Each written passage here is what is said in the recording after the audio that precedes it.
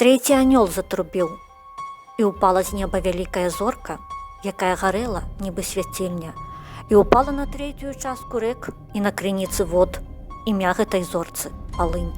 І трэцяя частка вод зрабілася палыном, і многія з людзей памерылі ад вод таму, што сталі яны горкія.